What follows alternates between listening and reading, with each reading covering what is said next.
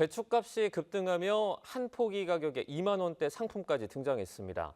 정부는 배춧값 안정을 위해 중국산 배추를 수입하기로 했지만 안전성 등 소비자 불신이 이어지고 있는데요. 이 관련 내용과 외식 물가 등 경제 전반적인 내용, 이인철 참좋은 경제연구소 소장과 함께 이야기 나눠보도록 하겠습니다. 소장님, 어서 오세요. 네, 지금 금배추 시대가 열렸습니다. 심지어 한우보다 배추가 비싸다 이런 목소리까지 나오고 있는데요. 어떻게 이렇게 오르게 됐습니까? 그렇습니다. 이제 배추국장님 난리 났습니다. 네. 이제 물가 전담 마크 하라고 했는데 한우를 누가 이기겠어요? 이 하나로마트에서 판매된 백화점이 아니에요. 하나로마트는 정부가 정책적으로 할인 물량을 집중적으로 공급하는 곳입니다. 네. 근데 사진 속에 온라인 커뮤니티에 배추 한 포기 가격이 2만 2천 원이 찍혔습니다. 네. 자, 그러자 정부의 공식 통계랑은 좀 괴리감이 있어요. 한국농산식품유통공사는 평균 배추 가격 9,300~400원대다라는 겁니다. 그랬더니 소비자들은 제가 10,000원 드릴 테니 배추국장님 배추 한 포기 사달라라는 하소연이 나오고 있습니다. 네. 이렇게 가격 격차가 보이는 건 사실은 마트를 통해서 할인 적용했거든요. 추석 연휴 기간 동안 배추 물량 2~3배 풀었어요. 그럼에도 불구하고 잠깐 하락하더니 또 이내 반등한 겁니다. 원인은 이제 폭염 때문인데요. 기록적인 폭염과 폭우로 인해서 생산량이 실제로 올 여름 재배 면적 자체가 줄었고요. 생산된다 하더라도 상태가 좋지 않아요. 네. 자, 그렇다 보니까 특히 이제 여름철 배추는 보통 강원 산간 지방, 서늘한 지방 한 18도에서 21도 서늘한 기후가 유지가 돼야 되는데 강원도도 아마 9월 중순까지 30도 오르내렸거든요. 이 영향을 고스란히 받고 있습니다. 지금 정부가 배춧값을 잡기 위해서 중국산 배추를 수입하겠다 이렇게 말을 했는데 이게 2년 만이라 그래요. 맞습니다. 이게 추석 지나도 지금 배추뿐 아니라 무부터 시작을 해서 채소 가격이 잡히지 않으니까 일단 첫 번째는 이 추석 연휴 기간 진행했던 할인 기간을 지난 19일부터 10월 2일까지 네. 최대 40% 대형마트를 비롯해서 할인 지원을 하고 있고요. 또 이제 배추값 잡기 위해서 이제 중국산 신선 배추 수입하겠다라는 네. 겁니다. 일단 내일 모레예요. 당장 27일부터 우선 16톤 들어오고요. 이거 점차 물량을 확대해 나가겠다라는 겁니다. 이렇게 되면 사실은 이제 이 정부 차원에서 배추를 직접 수입한다. 중소영세업체는 있었습니다. 이건 아마 2010년, 11년, 12년, 22년에 이어서 5번째입니다. 이 소비자들은 국내산에 비해서 아무래도 중국산 배추를 좀 꺼릴 것 같은데 이게 가정용이 아니다 이런 말도 있거든요. 이게 무슨 의미죠? 맞습니다. 이제 수입되는 배추 어디에다 풀 거냐 한데요. 일단은 이제 외식업체, 식당이나 아니면은 식자재 업체, 김치 수출업체 등으로 공급될 것이다라는 겁니다. 네. 일단 이제 배추가 가정 식단까지는 이제 오르지는 않겠지만 그럼에도 불구하고 외식업체들이 이걸 좀 수요를 해주게 되면 전반적인 이제 수급에는 좀 숨통이 튀지 않겠느냐라고 이제 정부는 보고 있는 겁니다. 네. 지금 과거에 중국산 배추 김치 비위생적인 문제로 논란이 된 적이 있습니다. 저희가 관련 영상을 하나 준비했는데요. 함께 보도록 하겠습니다.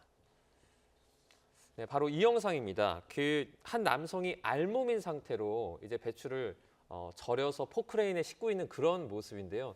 이게 다시 봐도 참 충격적인 그런 모습인데 이 영상이 공개되자 당시에 중국은 저 배추는 바로 내수용이다. 외국에 판매되지는 않는다. 이렇게 해명하기도 했지만 일단 저 영상을 보면 좀 꺼리는 분위기는 어쩔 수 없을 것 같아요. 저 영상의 트라우마가 엄청났어요. 네. 그래서 이제 수입도 많이 줄었거든요. 근데 실제로 이제 식당 가면 메뉴판에 김치 원산지를 확인하게 돼요. 네. 근데 거기 국내산이라고 적혀도 색깔이 좀 검붉다 싶으면 손이 안 가요.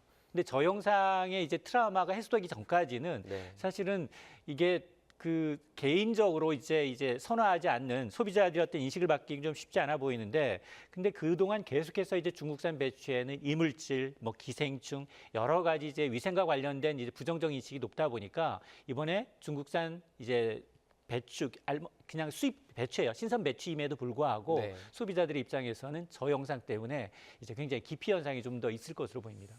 이 중국산 배추 같은 경우에는 어떻게 재배가 돼서 어떻게 유통이 되는지 아무래도 국내에서 이게 만들어지는 게 아니다 보니까 조금 제대로 파악하기 어려운 부분이 있지 않습니까? 맞습니다. 사실 우리나라도 배추가 이제 뭐 고랭지 배추라고 해서 강원도산이다라고 얘기해서 알지 네. 이게 어디 산인지 알긴 쉽지 않아요. 그쵸. 근데 우리가 수입하는 업체에서 가격이 올라서 중국산을 수입하는데 이 이력까지 달라라고 이제 얘기를 못 하고 있는 건데요. 사실은 이제 중국산 유통 과정도 크게 다르지는 않습니다. 재배하고 수확하고 수입하고 가공하고 유통하는 단계를 거치게 되는데 중국산 사실 먹거리 비중이 우리가 모르는 새 점점 높아지고 있어요. 네. 알몸 김치 때문에 잠깐 이제 감소했던 중국산 이제 배추 수입이 사실은 지난 7월까지 통계를 보니 역대 최대로 늘었습니다. 네. 그러니까 이게 암암리에 이제 이 유통되고 있다는 얘기인데요. 이렇게 중국산 먹거리 비중이 높아지고 있는 만큼 농산물의 어떤 재배 과정뿐 아니라 운송 방법, 보관 방법에 대해서 안정성을 한층 우리가 강화하는 수밖에 없습니다. 이렇게 중국으로부터 배추를 사오게 될 경우에는 지금 우리의 배추 대란은 좀 일단락 될 수 있을까요? 일단 이 중국산 배추가 가격 안정에 도움이 될 것이다. 뭐 일정 부분 가격 안정 효과는 있을 수 있겠지만 그러나 이제 완전한 해결책은 아니다라는데 이제 전문가들이 이제 생각입니다. 네. 왜냐하면 주로 이제 외식 업체나 식자재 업체 아니면 이제 김치 수출 업체 이제 풀리니까 이렇게 되면 이제 이들 업체 공급되던 국내산 물량이 자연히 이제 가정용으로 더 많이 풀리게 되니까 단기적으로는 일정 부분 수급에는 도움이 될 수 있다라고 보지만 그러나 이게 아직 식탁에 올라와서 가정이 이제 소비하려고 하는 이제 완전한 이제 이 최상의 품질의 이제 국내산 이제 배추가 아니기 때문에 완전한 해결책은 아닙니다. 배추값이 이렇게 인상되게 되면 아무래도 김장 대란, 얼마 안 있으면 이제 또 겨울철이 다가올 텐데 김장 대란으로 이어질 가능성도 높지 않습니까? 사실은 정부가 가장 우려하는 게 이거예요. 네. 그래서 아마 배추 할인부터 시작을 해서 중국산 배추를 또 이제 수입하는 것도 이 때문인데요. 네. 유통업계에서는 아마 10월 가을 배추 출하가 이어지기 전까지는 가격 상승세가 좀 더 이어질 것으로 보고 있습니다. 실제로 이제 김장용으로 쓰는 가을 배추는 이제 심기 시작했어요. 근데 배추는 생육 기간이 짧아요. 네. 2달여 정도거든요. 60일 정도기 때문에 아마 이제 10월부터 12월 사이에 출하되는 가을 배추는 전국에서 여름 배추는 주로 강원도 신선한 고랭지 배추지만 가을 배추는 전국구에서 재배가 되기 때문에 이 물량이 풀리면 김장철 걱정은 좀 안 해도 되지 않을까라고 정부는 기대하고 있는데 변수는 역시 날씨입니다. 네. 지금 만약에 그러니까 배추값이 비싸면 김장에 배추 대신 다른 거, 뭐 양배추라든지 뭐 무라든지 이런 걸 넣어서 먹으면 되지 않냐 이런 뭐 어떻게 보면 우회적인 해결책을 제시하는 분들도 있는데 이런 해결책은 어떻게 보세요? 김장 배추 먹다가 이제 못 먹거든요. 사실 단무지라든가 아니면 양배추라든가 여러 가지 사실 김치 종류 200여 가지가 더 넘어요. 네. 알타리 무김치도 있고 여러 가지가 있지만 그럼에도 불구하고 주류는 배추김치다 보니까 뭐 어느 정도 일정 부분 해소는 되겠지만 그럼에도 불구하고 배추는 김장철의 주 재료이다 보니까 아마 크게 많이 도움이 되지는 않을 것으로 보입니다. 배추뿐이 아닙니다. 지금 역대급 폭염 그리고 또 비도 많이 왔는데요. 그래서 다른 과일이나 채소 가격도 급등한 상태입니다. 언제쯤이면 이 농산물 물가가 좀 잡힐까요? 이게 날씨하고 너무 민감해서 이게 예측은 쉽지가 않습니다. 다만 이제 정부가 어쨌든 추석이 지나도 배추나 무 가격이 이제 좀처럼 잡히지 않으니까 가격 할인 행사를 지금 한시적으로 좀 하고 있고요. 네. 그리고 이제 여기에다가 이제 농산물 가격 안정을 위해서 그동안 할당 관세를 적용하면서 수입 물량을 되게 늘려왔거든요. 이 물량을 더 늘리겠다는 겁니다. 그래서 이 비축 물량도 늘리고 할당 관세로 수입 물량을 더 늘리게 되면 가격 안정이 어느 정도 이어지지 않을까라고 했는데 앞서 제가 앞으로 몇 달간의 날씨가 이제 얼마나 안정적으로 유지되느냐가 아마 이제 가장 중요한 변수가 될 것으로 보입니다. 네, 뿐만 아니라 외식 물가 역시 오름세를 보이고 있습니다. 지금 뭐 배달 음식 같은 경우에는 물가가 상당히 많이 올랐다고요. 그렇습니다. 지난달 소비자 물가 지수가 1년 전에 비해서 2.0%까지 내려왔어요. 네. 그런데 치킨, 떡볶이, 햄버거와 같은 서민 배달 음식의 가격은 뭐 5% 넘게 올랐습니다. 네. 실제로 떡볶이가 가장 많이 올랐어요. 5.7%. 전체 외식 품목 가운데 가장 높은 상승률을 기록하고 있고 그 뒤를 햄버거, 치킨, 김밥이 대부분 다 올랐습니다. 칼국수까지 올라서 이게 전체 소비자 물가 상승률의 2배 이상을 웃돌고 있거든요. 근데 이제 원재료 가격이 좀 하락하고 있음에도 불구하고 네. 이게 배달비 올랐습니다, 임대료 올랐습니다 이런 것들이 주된 요인으로 이제 지목이 되다 보니까 이런 것들이 아마 이제 소비자들 특히나 이제 지갑을 줄이는데 그렇지 않아도 이제 고물가가 지속이 되면서 소비가 좀 위축되고 있는데 내수 부진은 한 몫을 하고 있는 상황입니다. 이런 가운데 매장 가격보다 배달 음식 가격을 조금 더 그러니까 높게 책정하는 식당들이 많아졌다고 하고 있는데요. 아무래도 배달비 때문일 것 같습니다. 맞습니다. 네, 지금 뭐 이중 가격제 이것 때문에 소비자들의 부담은 더 높아진 거 아니냐 이런 지적도 나옵니다. 1인 가구가 많아서 배달 수요가 상당히 많아졌어요. 네. 근데 배달시킨 가격이랑 매장에서 가서 먹은 가격이랑 틀리다? 네. 굉장히 기분이 언짢죠. 근데 이게 대형 프랜차이즈 업체에서 시작을 해서 그 확산이 되더니 지금은 일반 음식점들도 마찬가지로 이중 가격제를 적용하고 있다라는 겁니다. 특히나 이제 이 배달 업체들은 무료 배달 이제 플랫폼을 통해서 무료 배달하고 있다. 계속 네. 홍보를 하고 있거든요. 근데 좀 들여다보면 소비자 입장에서 보면 기존에 사 먹는 것보다 적게는 수백 원, 많게는 수천 원 더 줘야 되거든요. 자, 그러다 보니까 이게 오히려 이제 소비자들은 이런 이중 가격제로 인해서 이제 배달료 덤터기를 쓰고 있는 게 아니냐라는 이제 불만이 나오고 있습니다. 네, 뭐 듣고 보니까 말만 무료 배달인 것 같아서 조금 뭐 다르게 생각되는 부분도 생기는 것 같습니다.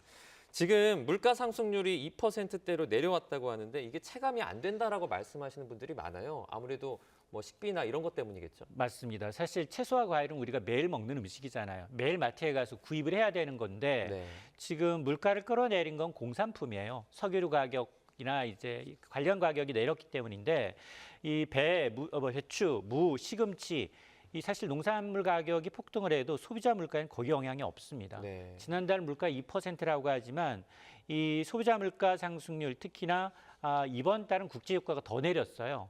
1년 15개월 만에 최저치를 기록하고 있기 때문에 9월 소비자 물가는 2%가 아니라 앞에 숫자가 1%. 네. 1%로 낮아질 가능성까지 제기가 되고 있는데 문제는 소비자 물가 가운데 농축수산물 비중이 얼마나 되느냐? 6%대예요. 네.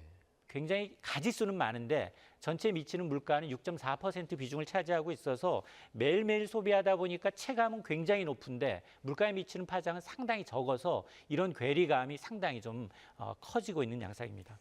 지금 소비자 물가 상승률 1%대로 좀 뭐 전망이 된다 이런 말씀도 해주셨는데 그럼 이런 상황에서 좀 금리 얘기를 좀 말씀드려보자면 한국은행 같은 경우에는 금리를 지금 어떻게 정할지 조금 고민이 될 수밖에 없을 것 같아요.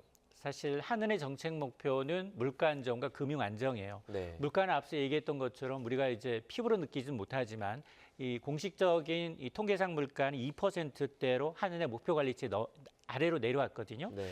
그런데 문제는 이제 한은이 이제 가계부채 문제, 부동산을 들어서 금융시장 안정을 굉장히 지금 신경을 쓰고 있는 분위기입니다. 만에 하나 이제 가계 대출이 이렇게 증가하고 있는 상황에서 물론 9월부터 대출 규제가 강화되긴 했지만 이 정책 효과가 나타나서 실제로 꺾이는지 여부를 확인하겠다라고 얘기를 하고 있거든요. 네. 자, 그러다 보니까 결국 강화된 정부의 정책 효과 그리고 부동산 시장 움직임이 한은의 이제 통화 정책 결정의 가장 큰 변수로 작용할 것으로 보입니다. 네, 지금 이미 그 미국에서는 기준금리를 B컷으로 좀 내리지 않았습니까? 이런 가운데 한국은행 같은 경우에는 10월이 아니라 조금 미뤄서 뭐 11월 달 정도에 금리 조정을 할 수 있다라는 얘기도 나오는데 이 부분은 어떻게 보십니까? 사실 한은의 금통위는 2번 남았어요. 10월과 11월 2번 남았는데 10월 내리냐 11월 내리냐 이건 별 그다지 크게 의미가 없습니다. 네. 금리를 내리게 되면 즉각적으로 시장에 영향을 미치는 뭐 대출 금리가 있겠지만 서서히 적어도 6개월에부터 이제 1년 이상 지나야지 효과가 나타나거든요. 네. 근데 저 개인적인 입장은 매도 빨리 맞는 게 낫다. 왜냐하면 지금 정부 그다음에 대통령실, 국책연구기관인 KDI까지도 지금 내수 부진을 이유로 경제 성장률 전망치를 한은이 낮추는 입장에서 왜 금리를 안 내리냐 압박을 하고 있는 상황이에요. 네. 이게 이렇게 되면 이창용 총재 입장에서도 굉장히 입지가 좁아질 수밖에 없습니다. 그리고 지난달 금통위원 6명 가운데 4명은 석 달 이내 금리를 내려야 한다라고 주장을 했기 때문에 네. 제 개인적인 입장은 아마 10월에 인하하지 않겠느냐라고 보고 있습니다. 일단 뭐 생활 물가를 잡는 게 우선인 것 같고요. 최근 폭염까지 겹치면서 이게 좀 어려워진 것 같습니다. 일단 정부 정책의 긍정적인 효과도 저희가 기대해 보도록 하겠습니다. 네, 여기까지 듣겠습니다. 이인철 참좋은 경제연구소장과 함께했습니다. 고맙습니다.